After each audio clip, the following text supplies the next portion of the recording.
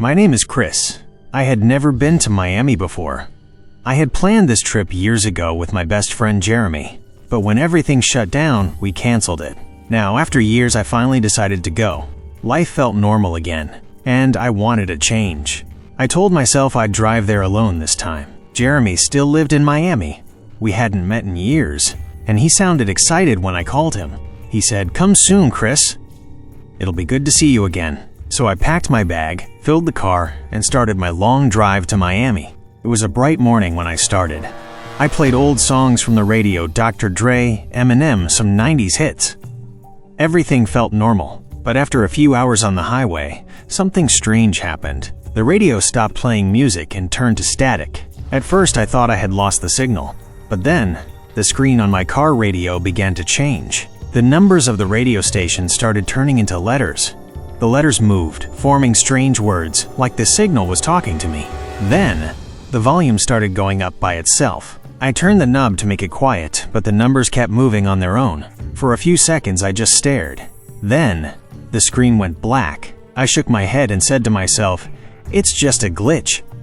Don't overthink it, but deep inside, I felt something cold. Something wrong. After a few miles, the sky began to darken. The weather app had said clear skies, but now thick black clouds rolled in fast. The wind picked up. Then, heavy rain crashed down. Loud, hard, and endless. I slowed down, turned on the wipers, and kept driving carefully. That's when I noticed the fuel light blinking. "Oh no," I whispered. I had forgotten to refuel. The GPS said there was a service stop 5 kilometers ahead. I felt relieved and drove faster. When I reached it, something strange happened again. The rain suddenly stopped. Not slowly, just stopped. The road was dry, and the sky was clear. I looked around. The service area stood in the middle of nowhere. The sign above the entrance was broken and hanging by one bolt, but the lights inside were still on. There were a few restaurants, Subway, KFC, and a small Chinese stall. People were sitting inside, but no one was talking. They just stared at their food and ate slowly, like they didn't know what they were doing. Between the food places was a small shop with a faded sign, "Souvenir." I don't know why, but I walked inside. An old woman sat behind the counter, wearing glasses and a tight bun. She was doing a crossword puzzle. She didn't even look up when I entered. The shop was full of dusty postcards, keychains, and cheap shirts. And then, I saw something that froze me. A cap with the old Miami Bulls logo. That logo had been banned years ago, but my friend Jeremy used to love it. We wore the same cap back in school. "How is this even here?" I whispered. The woman didn't answer. I picked up the cap, a t-shirt, and a Pepsi can, then walked to the counter. She scanned them slowly and pushed the bag toward me without saying a word. Her hands were shaking. I left quickly, feeling a heavy silence behind me. The drive to Miami should have taken another 2 hours, but after just 30 minutes, I saw the city skyline.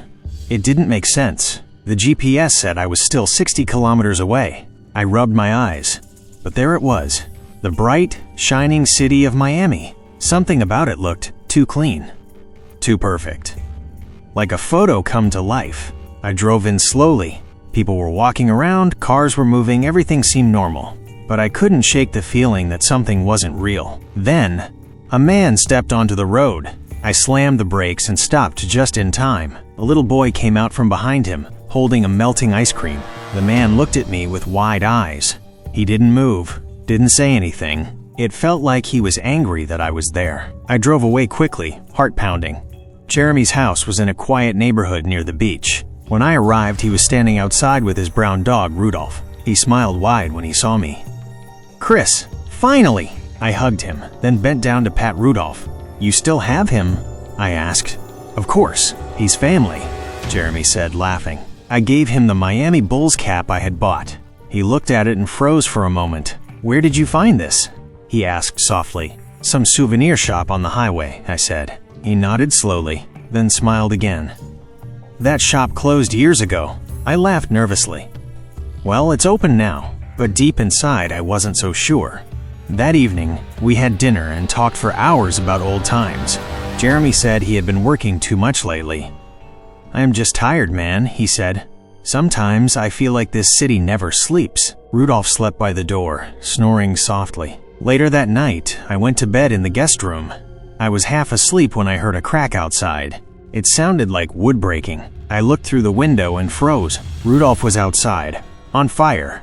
Flames covered his body, but he didn't make a sound.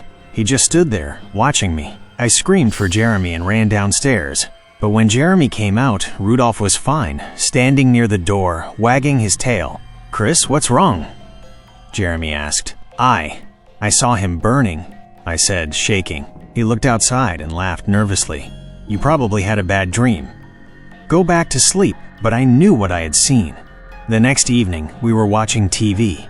A game show came on. The contestant on the screen looked exactly like Jeremy. The host asked, "Who was the Greek goddess of fire?" The man on the screen smiled and said, "Hestia." "Hestia." Jeremy laughed. "Hey, I know that one." But then the man on TV whispered, "There is fire in the garden." The lights flickered. Jeremy and I turned toward the window, and there it was again. That same burning shape. Rudolph barked and ran outside. We grabbed buckets of water and rushed after him. When we reached the yard, the fire was gone, leaving only a black circle of burnt grass. The smell of smoke filled the air. We turned back and saw Rudolph standing near the door, wagging his tail. His eyes glowed red in the dark. I didn't sleep that night. Every time I closed my eyes, I saw flames. In the morning, Jeremy made pancakes like nothing happened. When I looked outside, I saw a small mound of dirt in the garden. On top of it was a photo of Rudolph. My chest went cold.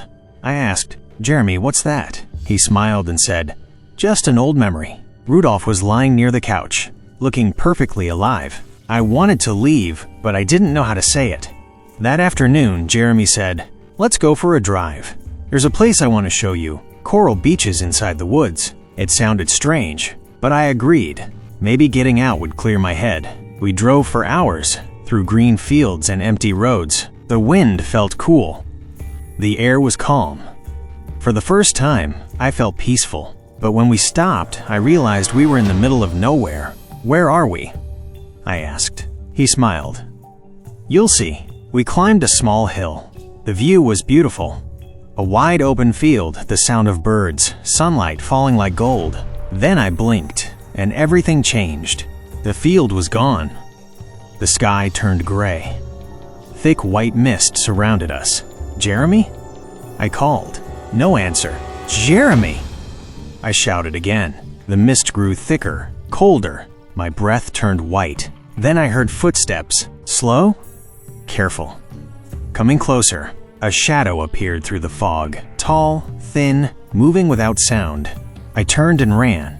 When I opened my eyes, I was sitting in my car. The radio was playing soft music again. The GPS said, "Welcome to Miami."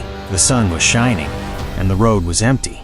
For a moment, I thought I had dreamed it all. But on the passenger seat lay a burned cap, the same Miami Bulls logo. And on the dashboard, written in ash, were 3 words: "You never left.